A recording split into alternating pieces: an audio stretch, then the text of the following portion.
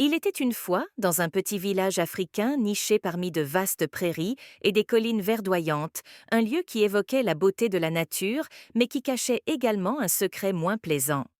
Ce village, célèbre pour ses paysages pittoresques, abritait une abondance de chèvres qui paissaient librement. Cependant, il était aussi tristement célèbre pour les nombreux vols de chèvres orchestrés par des voleurs habiles et rusés. Au cœur de ce village vivait Kouamé, un jeune homme énergique et intrépide. Depuis son plus jeune âge, il se distinguait par sa capacité à résoudre les problèmes et à protéger les animaux du village contre les dangers. Quelle que soit la situation, Kouamé trouvait toujours une solution. Sa réputation de courage et de détermination dépassait les limites de son propre village pour atteindre les communautés voisines. Le temps passant, le vieux chef du village, sentant le poids des années, décida qu'il était temps de choisir un successeur. Observant les qualités de leadership manifestes de Kwame, il le désigna sans hésiter pour prendre sa place. Une grande cérémonie fut organisée, rassemblant tous les villageois pour célébrer la nomination de Kwame comme nouveau chef. La joie et la fierté étaient les palpables parmi la foule, tous convaincus que sous sa direction, le village connaîtrait des jours meilleurs. Cependant, peu après son intronisation, des problèmes inattendus commencèrent à surgir.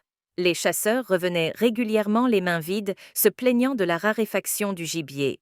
Cette situation inquiétante entraîna des murmures de mécontentement parmi les villageois, qui commencèrent à douter de la capacité de Kwame à diriger. La tension monta d'un cran lorsque la nouvelle de la disparition d'une des chèvres les plus précieuses du village se répandit. Cette chèvre, connue de tous pour son pelage lustré et ses grands yeux doux, était chérie par les villageois. Déterminés à mettre un terme à ces vols répétés, les villageois conçurent un plan ingénieux.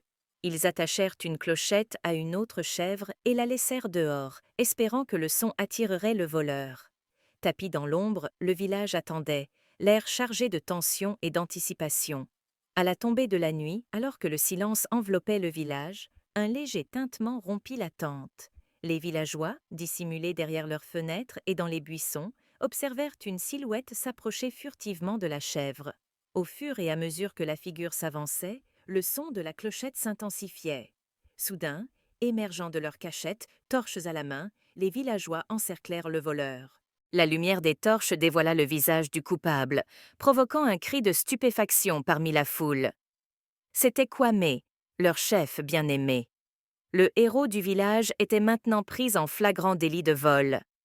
Les réactions étaient partagées entre déception et incrédulité, tandis que Kwame, accablé de honte, baissait la tête, incapable de soutenir le regard de ses concitoyens. Le jour suivant, une réunion tendue eut lieu. Les sages du village se rassemblèrent pour décider du sort de Kwame. Les débats furent animés, certains plaidant pour sa clémence, rappelant ses années de service dévoué, tandis que d'autres exigeaient une sanction sévère pour dissuader de futurs méfaits. Au milieu de ces discussions passionnées, Kwame fut amené à s'expliquer. Il avoua avoir commencé à voler pour prouver sa valeur en tant que chef, même si cela signifiait tromper son propre peuple. Après de longues heures de délibération, les sages arrivèrent à une décision qui laissa un sentiment d'inachevé parmi les villageois. Au lieu de le punir traditionnellement, ils imposèrent à Kwame de rendre service au village en travaillant sans relâche pour les autres, espérant ainsi réparer les liens brisés avec la communauté. Cette décision divisa le village, certains y voyant une forme de clémence et une chance de rédemption, tandis que d'autres percevaient cela comme un signe de faiblesse, potentiellement encourageant l'impunité. Acceptant la décision avec un mélange de soulagement et de honte, Kwame travailla assidûment chaque jour, s'efforçant de regagner la confiance perdue. Les tâches étaient épuisantes, chaque goutte de sueur lui rappelant son erreur passée. Alors que certains villageois le regardaient avec une sympathie renouvelée, d'autres restaient sceptiques. Avec le temps, Kwame démontra un véritable désir de changement, bien que l'ombre de sa faute plane encore sur lui. Face à cette trahison, le village décida de ne plus dépendre d'une seule personne pour sa sécurité et sa prospérité. Ils organisèrent des groupes de chasse plus efficaces et instituèrent des tours de garde pour protéger leurs biens, développant au passage des techniques de chasse plus ingénieuses et collaborant mieux entre eux. Cette nouvelle approche renforça la communauté, soulignant l'importance de la collaboration et de la vigilance collective pour prévenir les problèmes futurs. Au fil du temps, le village retrouva une harmonie fragile. Kwame, par son labeur constant, parvint peu à peu à se réinsérer dans le tissu social du village, bien que certains restent méfiants.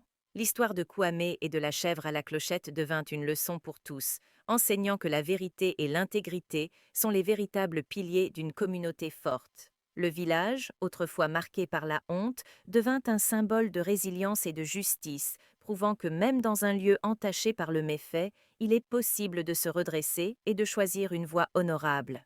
Cette histoire, transmise de génération en génération, rappelle que bien que la ruse et les actes malhonnêtes puissent sembler offrir des solutions temporaires, c'est l'intégrité et la confiance qui bâtissent un avenir durable et harmonieux.